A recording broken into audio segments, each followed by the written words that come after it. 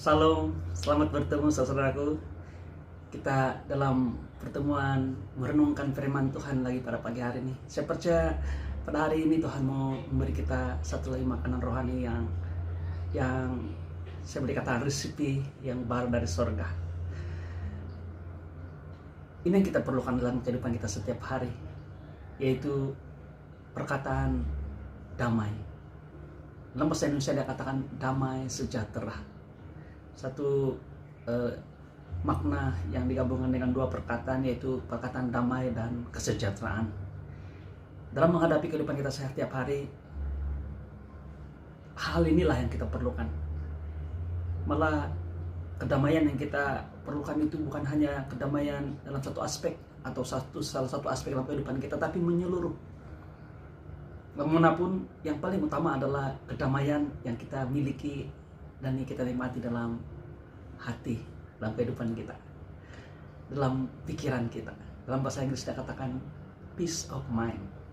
Saudaraku, pada pagi hari ini kita mau berbicara tentang hal ini. Kita mau saya percaya Tuhan mau memperkatakan ini, mau memberitahu kita tentang hal ini, yaitu damai sejahtera. Kita akan melihat apakah damai tersebut dan bagaimana kita boleh memperolehinya. Nah, sebelum itu mari kita berdoa. Saya mau kita berdoa supaya hanya hikmat Tuhan saja yang kita perolehi, bukan hikmat manusia, tapi oleh kebijaksanaan dan juga kebenaran daripada firman Tuhan sendiri. Mari kita berdoa.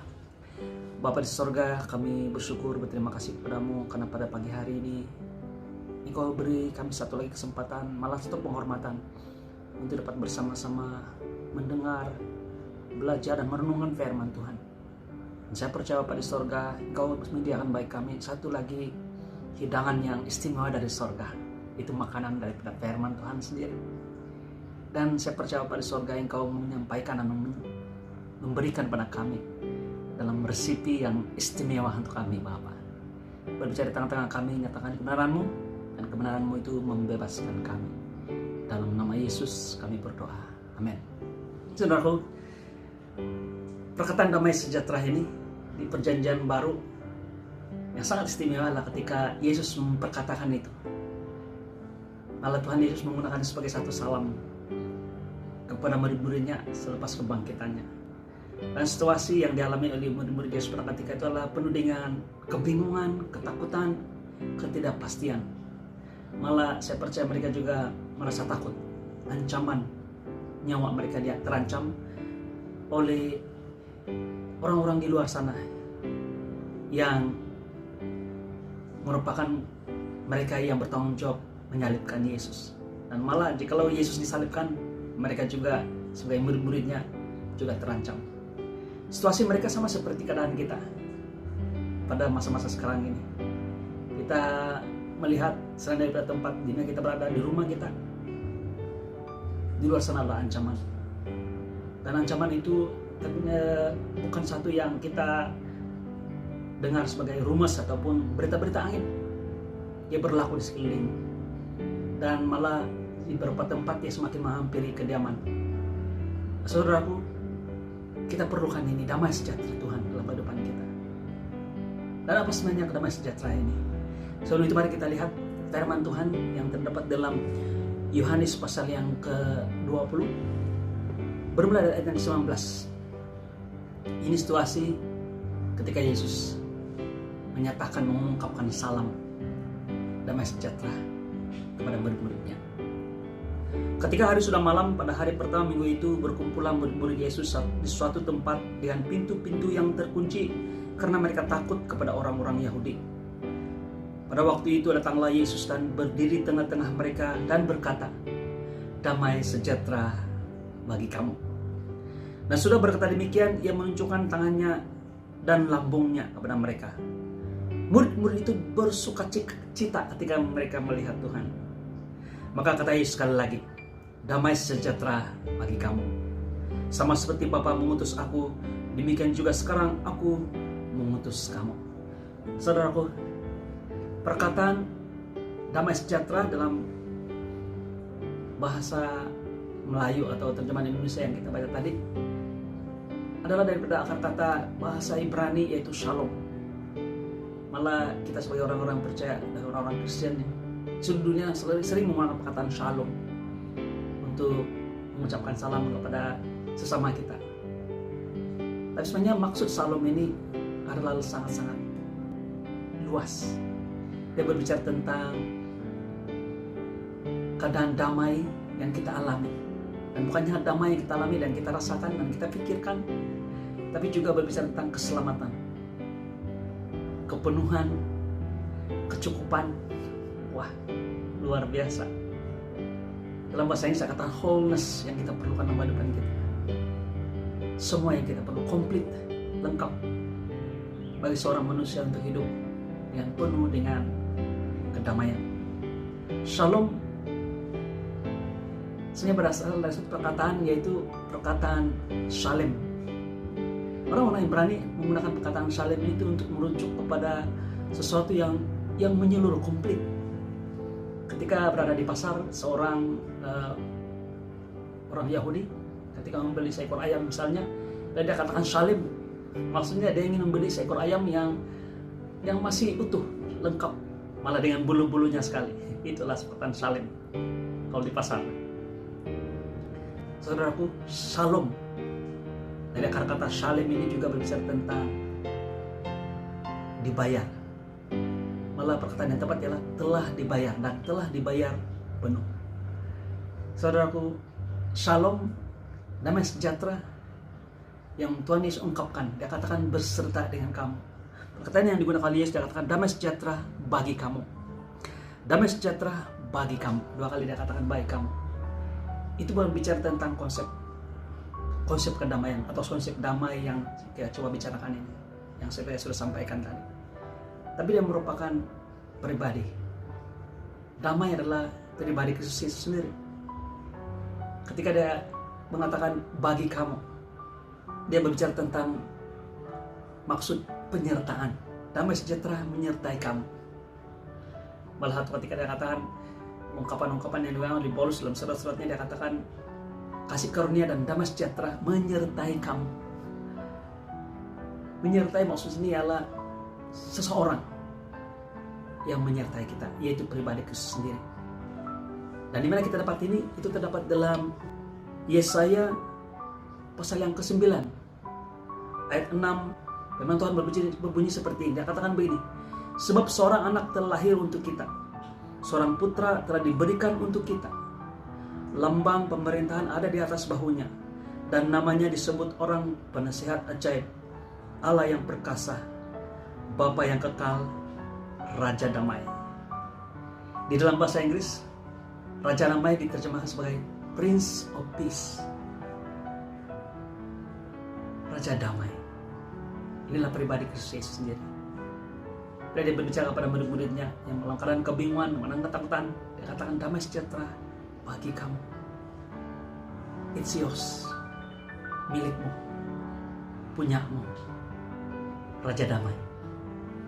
Saudaraku, kedamaian yang kita miliki bukan sesuatu yang kita dapat bahaskan ataupun kita dapat rasionalkan dalam pikiran kita. Damai yang kita miliki adalah reality, keberadaan kita. Ketika Anda dan saya menerima Tuhan Yesus Kristus, Anda dan saya menerima damai itu sendiri di dalam hidup Anda dan saya. Dan apapun perasaan, emosi kita, pikiran kita mungkin terganggu dalam situasi kita semasa sekarang ini, reality, fakta bahwa kita memiliki damai itu tidak berubah. Mungkin banyak orang bertanya, bagaimana saya boleh menikmati damai sejahtera itu? Saya tahu saya ada, tapi pikiran saya masih bingung. Perasaan saya masih rasa takut, tidak pasti, malah penuh dengan kekeliruan. Saudaraku, ia berbicara tentang apa yang sudah kita bahaskan sebelum ini, yaitu percaya, iman. Bila kita percaya apa yang firman Tuhan katakan, bahwa damai sejahtera bagi Anda dan saya. Ketika murid-murid Yesus percaya bahwa Yesus ada dan Dia adalah bagian untuk mereka, yaitu damai sejahtera. Firman Tuhan mengatakan mereka bersukacita. ketika mereka melihat. Tapi Tuhan Yesus mengatakan bahwa berbahagialah mereka yang tidak melihat namun masih percaya, tetap percaya. Saudaraku, apabila kita mulai percaya bahwa apa yang kita miliki itu lebih benar sesuai dengan firman Tuhan berbandingkan apa yang di luar sana, saya percaya buah-buah damai sejahtera itu berlimpah akan mulai nampak dan manifest dalam kehidupan Anda dan saya. Haleluya. Mungkin ada orang mengatakan, "Tua, boleh cakap seperti itu, mudah. Tapi saya ini orang berdosa. Bagaimana saya boleh memilikinya semua itu?" Saudaraku, perkataan shalom, damai sejahtera ini, seperti saya katakan tadi, dari perkataan akar kata saleh ataupun salem, bukan hanya membicara tentang menyeluruh semua yang kita perlukan, keselamatan, sukacita, kepenuhan, kecukupan, tetapi juga bicara tentang paid in full, telah dibayar penuh. Dalam firman Tuhan yang terdapat di dalam Perjanjian Lama, mari kita lihat ini dalam Yesaya. Dalam ayat yang kelima, dalam ayat yang keempat dan kelima, dalam pasal ke-53. Yesaya 53. Dia katakan begini, tetapi sesungguhnya, ayat yang keempat bermula, tetapi sesungguhnya penyakit kitalah yang ditanggungnya dan kesengsaraan kita yang dipikulnya. Padahal kita mengira dia kena tulah, dipukul dan ditindas Allah. Ayat kelima, dia tertikam oleh karena pemberontakan kita, dia diremukkan oleh karena kejahatan kita. Ganjaran yang mendatangkan keselamatan bagi kita ditimpahkan kepadanya, dan oleh bilur-bilurnya kita menjadi sembuh. Perkataan digunakan sini, dia katakan ganjaran yang mendatangkan keselamatan bagi kita ditimpahkan kepadanya. Kita adalah orang yang jahat, kita orang berdosa, kita adalah orang-orang yang melakukan segala pelanggaran perintah-perintah Tuhan. Kita yang patut dihukum. Tapi ganjaran yang mendatangkan keselamatan itu tidak diberikan atau ditimpahkan pada kita, tapi ditimpahkan pada Yesus agar kita memiliki. Perkataan yang digunakan sini dalam terjemahan baru ialah keselamatan. Saya suka dalam terjemahan bahasa Inggris King James Version, dia katakan, saya ingin baca ini dalam bahasa Inggris, dia katakan, the chastisement of our peace, damai sejahtera, was upon him, and with his stripe we are healed. Dan juga terjemahan dalam bahasa versi mudah dibaca, yaitu versi Alkitab versi Borneo. Dia terjemahkan seperti ini. Dia katakan, tapi dia terluka oleh sebab pelanggaran kita, dia dihancurkan oleh sebab segala kesalahan kita. Pengajaran, dia katakan sini, yang mendatangkan kesejahteraan. Terjemahan baru mengatakan keselamatan. Sehingga keselamatan itu berbicara tentang semua, termasuk damai sejahtera. Lebih spesifik, ayat ini mengatakan tentang shalom, damai, peace. Diterjemahkan dalam bahasa Melayu versi Borneo, dia katakan yang mendatangkan kesejahteraan. Selalu kita gunakan perkataan damai sejahtera. Bagi kita ditimpahkan kepadanya, dan oleh bilur-bilurnya kita sembuh. Saudaraku, Yesus membayar damai yang kita miliki saat ini. Yesus memberikan dirinya kepada Anda dan saya. Yang kata lain, damai sejahtera diberikan pada Anda dan saya. Mungkin Anda katakan, begitu saja, dengan percaya saja. Iya, seakan-akan seperti murah, malah percuma. Tetapi sebenarnya dia adalah sangat mahal. Dia bukan percuma, tapi dia dibayar oleh Yesus dengan penuh untuk Anda dan saya. Mari kita lihat satu lagi ayat firman tadi Perjanjian Baru yang menjelaskan tentang hal ini, yaitu terdapat di dalam Kolose pasal 2 ayat 13. Dalam terjemahan baru, firman Tuhan berbunyi seperti ini. Dia katakan, kamu juga meskipun dahulu mati oleh pelanggaranmu dan oleh karena tidak disunat secara lahiriah, telah dihidupkan Allah bersama-sama dengan dia sesudah Ia mengampuni segala pelanggaran kita. Dengan Bagaimana dia mengampuni kita? Dia katakan dengan ayat 14, dengan menghapuskan surat hutang yang oleh ketentuan-ketentuan hukum mendakwa dan mengancam kita. Dan itu ditiadakannya dengan memakunya pada kayu salib. Dia telah melucuti pemerintah-pemerintah dan penguasa-penguasa dan menjadikan mereka tontonan umum dalam kemenangannya atas mereka. Yesus telah memakukan segala pendakwaan terhadap Anda dan saya. Dia katakan Tuhan Yesus membayar segala hukuman yang sepatutnya Anda dan saya terima. Dan inilah shalom, saleh, dibayar penuh. Anda dan saya memiliki damai sejahtera itu dalam hidup Anda dan saya, dalam hati kita, dalam hidup kita, dalam roh kita. Karena Yesus telah membayar penuh ganjaran yang mendatangkan kesejahteraan. Menurut versi Borneo dalam King James Version dia katakan yang mendatangkan peace. Dalam terjemahan baru dia katakan yang mendatangkan keselamatan bagi Anda dan saya. Saudaraku, saya mengajak kita untuk percaya dalam pernyataan firman Tuhan pada pagi hari ini. Saya percaya dia menghibur dan menguatkan Anda dan saya untuk menghadapi hari-hari kita di waktu-waktu sekarang ini. Bila kita memiliki damai sejahtera, kita memiliki Yesus, kita memiliki damai sejahtera, dan kita bukan hanya memiliki emosi, perasaan, ketenangan pikiran, tetapi menyeluruh segala sesuatu yang kita perlukan, kesehatan, malah kecukupan, malah kelimpahan, segala sesuatu yang kita perlukan.